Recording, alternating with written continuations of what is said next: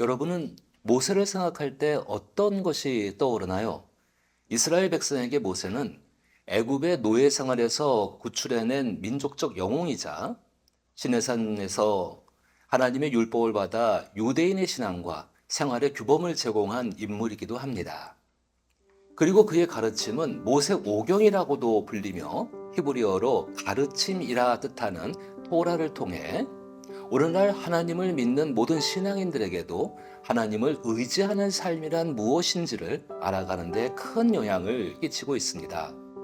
그리고 이 토라의 교훈은 하나의 작은 성경이라 불리는 시편 150편을 관통하는 하나의 중요한 맥이 되기도 하죠.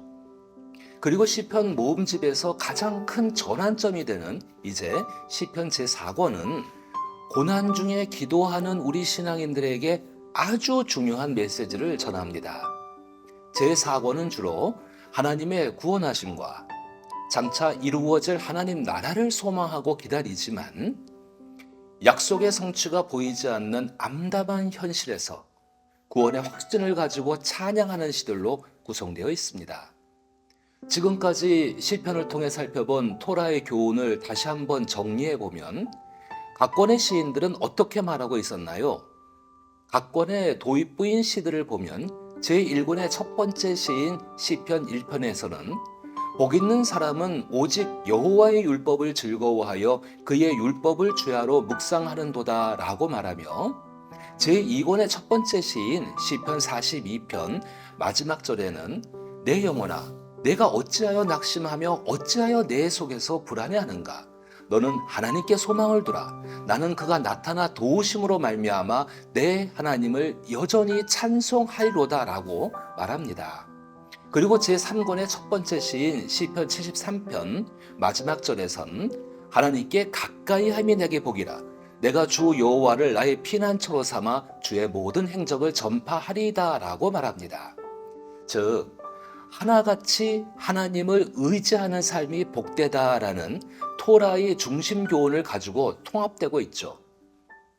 그렇다면 시편 제4권의 첫 번째 시인 시편 90편에서는 특히 모세의 시편이란 표제를 가진 이 기도는 우리에게 무엇을 말하고 있을까요?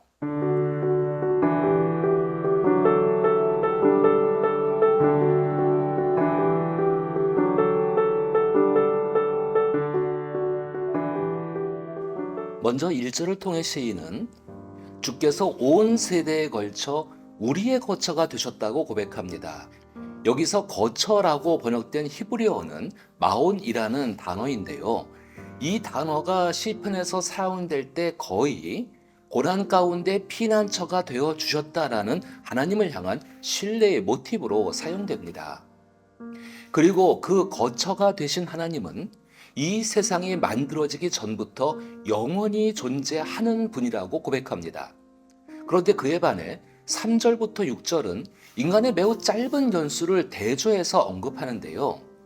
태초 전부터 계셨던 그 영원하신 하나님께서 우리 인생을 흙으로 돌아가는 인생으로 만드셨으며 우리 인생들이 매우 길다고 느끼는 천년의 시간일지라도 하나님의 영원성에 비하면 마치 한순간의 밤처럼 그리고 아침에 돋았다가 저녁에 시들어 마르는 풀 한 포기와 같이 매우 짧은 인생일 뿐이라 말합니다. 시편 90편의 시인이 이렇게 짧은 인생을 사는 인간이 가진 덧없음과 허무함을 하나님의 영원성과 대조하여 언급하는 것은 제가 보았을 때 매우 의도적인 표현으로 보입니다. 보통 상대적으로 많은 자가 적은 자에게 혹은 큰 자가 작은 자에게 베푸는 일련의 행위를 우리는 자비를 베푼다라고 표현하죠. 이것은 예수께서 10,000달란트의 빚을 탕감해준 왕에 대한 이야기를 통해서도 나타나는 하나님의 인격입니다. 시인은 이러한 하나님의 자비라는 속성과 인격을 잘 알고 있는 것 같습니다. 이처럼 고통 속에서 하나님의 도우심과 구원을 하나님의 자비로운 성품에 기대며 간절한 기대와 소망을 담아 진솔하게 호소하기 위해 시편 90편의 시인은 하나님의 영원성에 기대어 간절히 기도하고 있는 것입니다. 그리고 이 구절은 3권의 마지막 시인 89편의 마지막 부분에 속하는 46절과 47절의 말씀을 이어받아서 기도하는 내용으로 볼 수 있습니다. 89편에서는 절망 가운데 하나님 앞에 질문하고 의문이 가득 담긴 목소리로 우리 짧은 인생을 불쌍히 여겨주시길 하나님의 긍휼에 의지하여 호소하였습니다. 그렇지만 시편 90편에서는 그 동일한 호소의 문제를 하나님의 자비하심의 인격을 의지하여 기도합니다.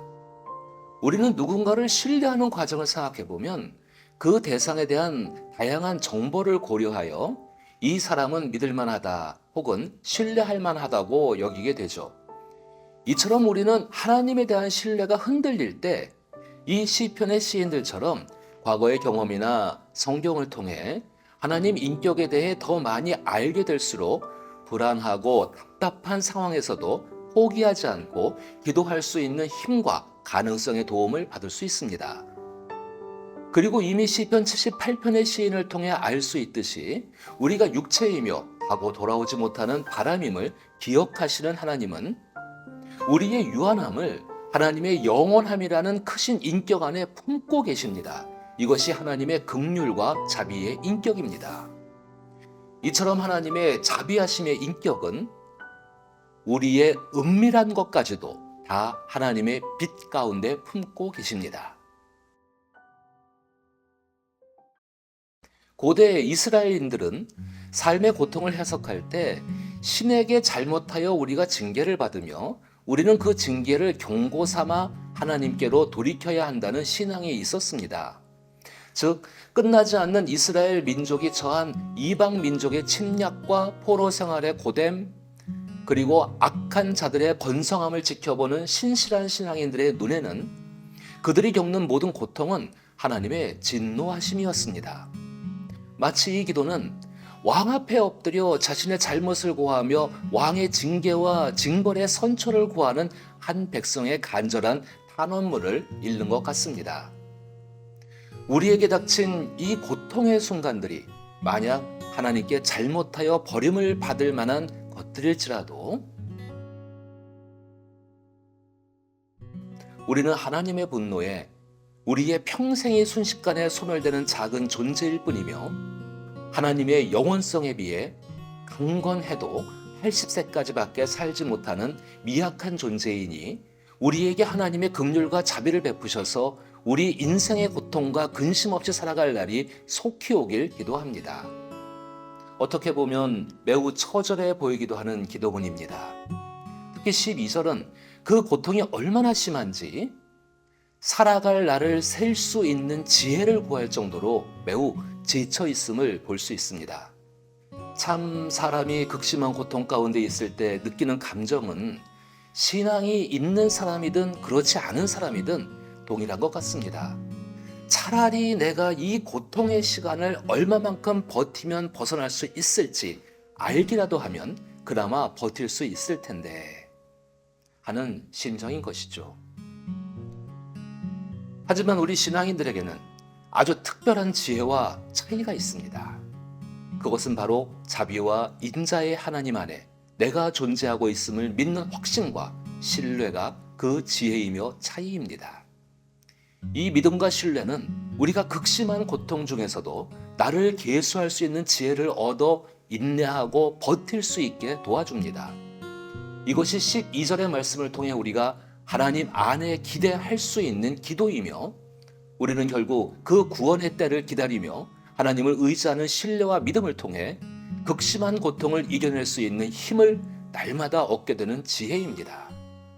이는 13절부터 17절까지의 기도를 통해 더 구체화됩니다. 여호와여 돌아오소서 언제까지니이까 주의 종들을 불쌍히 여기소서 아침에 주의 인자심이 우리를 만족하게 하사 우리를 일생 동안 즐겁고 기쁘게 하소서. 믿음을 갖는 것, 하나님을 신뢰한다는 것은 무엇을 말하나요? 바로 시편 90편의 시인처럼 끝이 보이지 않는 절망 한가운데 있을지라도 아침에 주의 인자하심이 우리를 만족하게 하셔서 우리의 남은 일생을 즐겁고 기쁘게 살아가도록 이끌어 주시길 삶을 포기하지 않고 하나님의 도우심을 바라며 소망하는 것입니다. 사도 바울은 성경을 통해 우리에게 믿음에 대해 이렇게 소개합니다. 히브리서 11장 1절을 보면 믿음은 바라는 것들의 실상이요 보이지 않는 것들의 증거니라고 말합니다.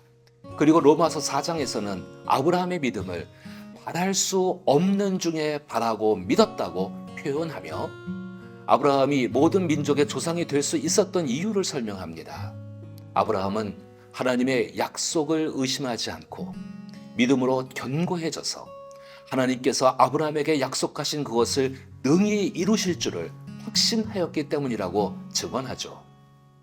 그리고 아브라함은 그 확신, 그 믿음을 통해 하나님께 의로운 자로 인정받았다고 성경은 증언합니다.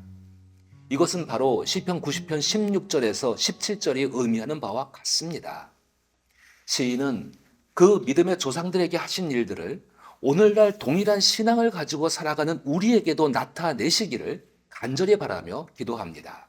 그리고 그 은혜로 말미암아 우리의 손이 행한 일을 우리에게 견고하게 하소서라는 말을 2번이나 반복하면서 이 기도는 끝이 납니다. 여러분은 여기서 우리의 손이 행한 일, 그리고 그것을 견고하게 하소서라는 기도가 어떤 의미로 다가오시나요?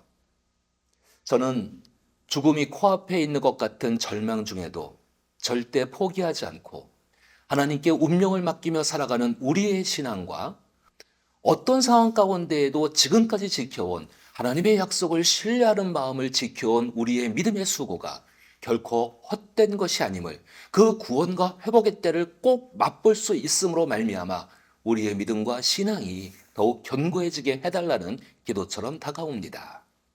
우리는 시편 제3권의 마지막 시인 시편 89편의 끝부분을 통해 여호와여 언제까지니이까 스스로 영원히 숨기시리이까 주의 노가 언제까지 불붙듯 하시겠나이까 그리고 주여 주의 성실하심으로 다윗에게 맹세하신 그 전에 인자하심이 어디 있나이까 라고 호소하며 기대와 소망이 없는 목소리로 끝이 났던 것을 보았습니다.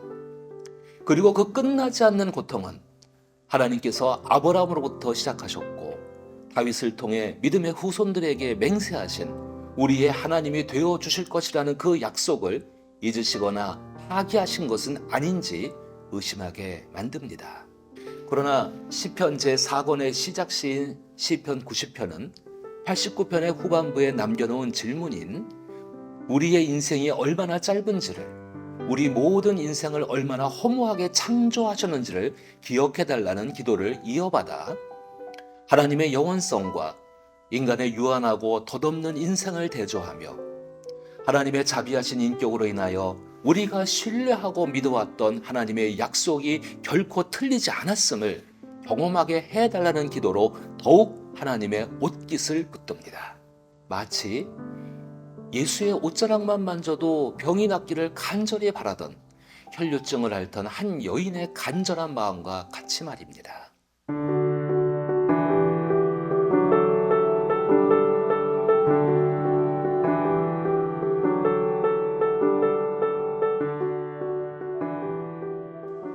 이렇게 시편 90편은 시편 제4권의 시작시로서 시편 89편의 미해결된 것 같은 암울한 분위기와 시편 91편부터 이어질 기대와 희망의 메시지를 담은 시편 사이에 다리 역할을 하고 있습니다.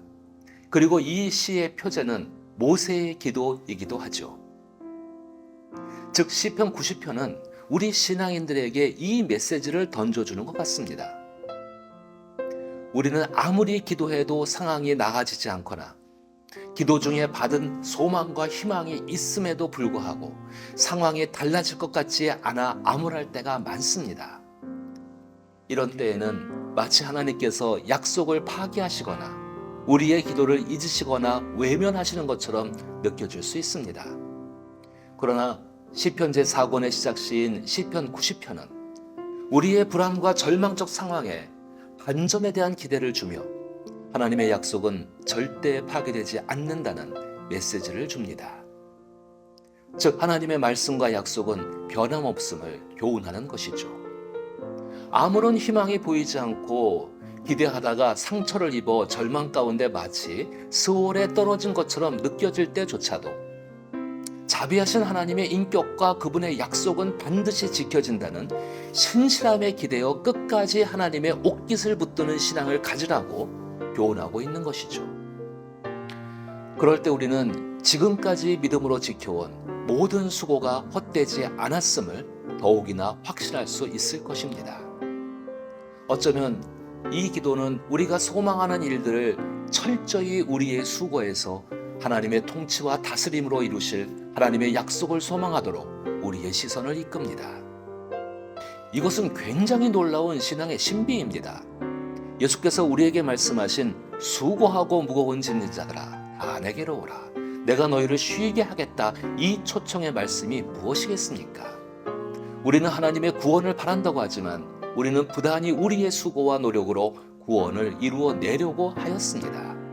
그러나 우리의 구원의 주권은 오직 하나님의 선하신 인자하신 인격에 있음을 우리는 또다시 기억해야 합니다.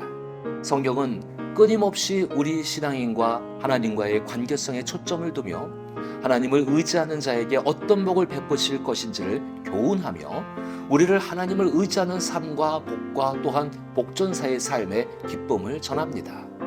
고난을 통해 우리가 성장하는 것 중 하나는 우리의 불안과 우리의 아픔 그리고 내가 해야지만 이 일이 이루어질 것이라는 강박으로부터 자유해지는 것입니다. 이것은 우리가 기대하고 소망하는 것들을 단순히 포기한다는 것의 의미가 아닙니다. 하나님께서 선하게 이루어 가실 것을 신뢰하며 하나님 손에 의탁하는 것입니다. 이것을 우리 신앙인들은 내려놓음이라고 표현하죠. 예수께서 우리에게 수고하고 무거운 짐을 진 자들에게 너희를 쉬게 하겠다는 초대는 어쩌면 우리의 불안의 역동으로 끌고 가던 인생에서 하나님을 신뢰하는 마음으로 걸어가라는 삶의 태도에 대한 권면일지 모릅니다. 이렇듯 시편 90편을 통하여 영원하신 하나님과 유한한 사랑과의 유일한 중보자이신 하나님의 아들 예수 그리스도의 마음을 느낄 수 있습니다. 그리고 이 예수에 대한 느낌은 하나님께 운명을 걸고 세상을 살아가는 사람들을 이 땅에서 보존받게 하는 영적 뿌리가 됩니다.